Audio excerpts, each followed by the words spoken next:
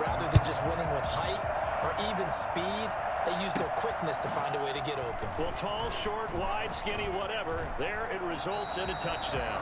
And this does not end well as he's going to be out of bounds here at his own 5-yard line. Well, not exactly a banner return, so he doesn't give his offense a whole lot of room to work with. They've got to go a long way now to try and score some points. I do know this from experience. There will be a few comments muttered his way by the offense as they head out on the field. Just what you want on a first down run. Call it 8 yards, and it's 2nd and 2. False start, offense. The crowd's not doing that O-line any favors. Home field advantage is really kicking in, making it very difficult for them to hear the snap count. Draw play. Here's the fullback. It's Juszczyk. And he'll be brought down, it looks like, right at the 15.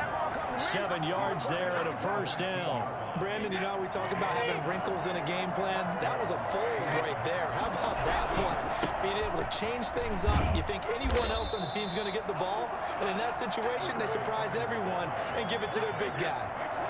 Give him a couple on the carry there. 2nd and 8. They go again with Ogunbowale. And he's taken down. It's a gain of 3 from the 17 to the 20. Just not a whole lot of room to operate there on that carry. No, not at all. They did a really nice job staying in their proper places and not allowing any lanes to open up. And he got blown up on that play. Back at the 20. The offense going to stay out there. They've converted once, failed once. What can they do here on 4th down? And he's going to get this one across the 30-yard line. Some good games going on in the early window. This might be the best of the bunch. The broken tackle, but couldn't create much space. Down just beyond the 35. Up from his linebacker spot, Deion Jones making the play. Here's Ogunbowale. And he'll grab a gain of 5 out of this up to the 41-yard line. This is 3rd and 2. Maybe the biggest play in this football game. This has been an up and down, back and forth type of a game, hasn't it? Maybe this long drive take a little bit of the wind out of their sails, kind of settle things down a little bit. All tied up, less than 2 minutes to go.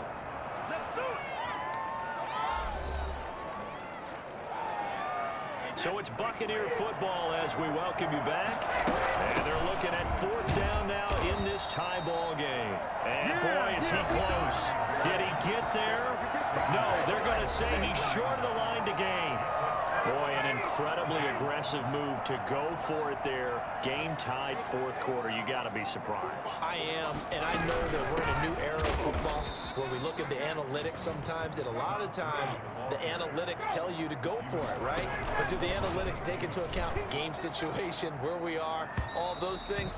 In this situation, I thought it was an incredibly aggressive play. It didn't work out, and again, tie game 4th quarter makes this thing a little bit more interesting.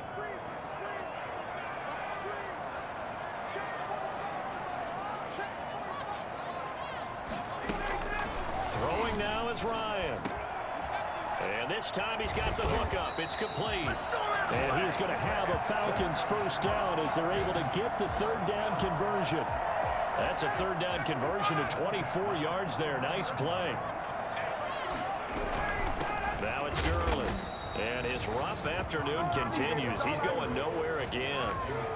Lavonte David, the Bucs' leading tackler a season ago, in on the stop. Partner, you got about 20 coaches on your payroll, but there's 60,000 of them in the stands.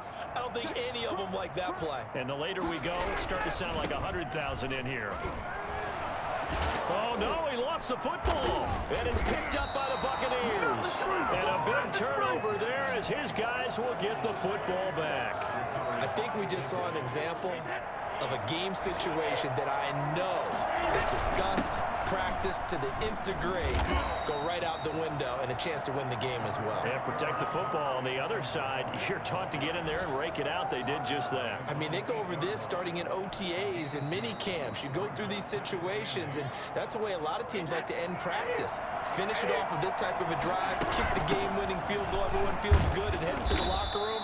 In this case, though, they're not going to feel so great about it. The Bucs going to go ahead and use the 2nd of their timeouts as they'll stop the clock with 24 seconds to go in the game. They run it. It's Ogunbowale. The Bucks forced to use their third and final timeout as the clock will stop with an even 20 seconds left to go. Here's Bradley Pinion now as he'll punt it away for the fourth time today.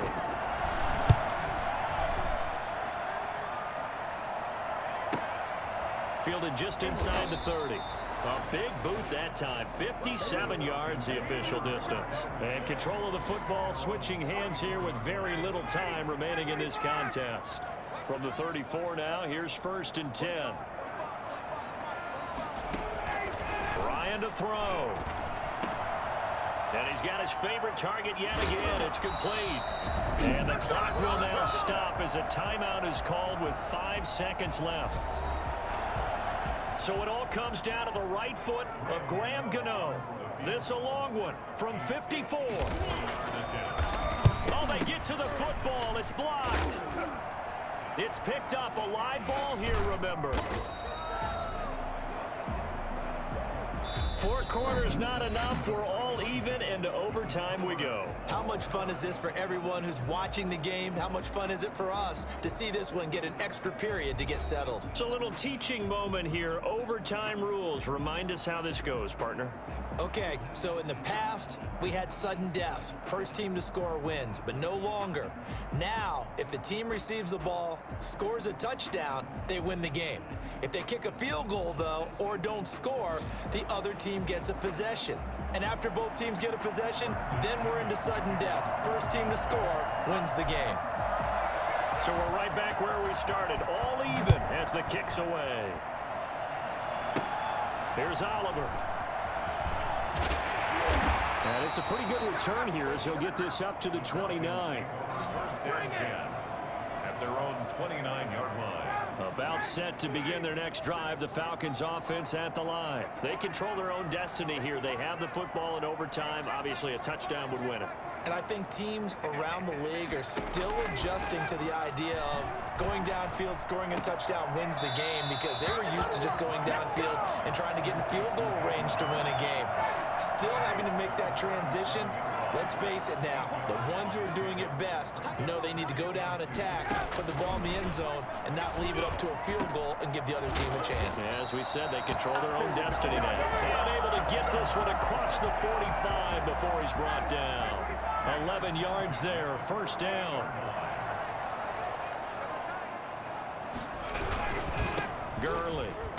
And he'll lose yardage on the play back at the 45-yard line. Cameron Hayward getting upfield to make the stop. Brought down back at the 45-yard line. Now on 2nd and 13. Ryan going up top. And that's going to wind up incomplete. However, we do have a flag down. Let's check in with our referee. In overtime, you have to be smarter than that. A personal foul just can't happen. Have to have poise. That'll be a gain of 15 yards. Following the penalty, it's Gurley. A nice run there, 9 yards, and it'll be 2nd down. And that looked like some pretty easy yardage there right up the gut. And he's a guy that has some height to him, so when you don't have to drop a shoulder or create or get through contact or trash, makes it a lot easier to stay upright, see the field, and make a run as we just saw there. 7 yards there and a 1st down. 1st and 10 at the 25-yard line. Ryan. Oh, there's that man again. It's complete.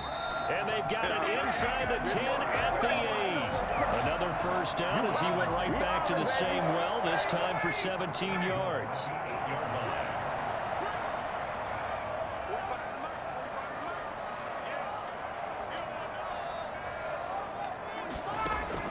From the gun, it's Ryan.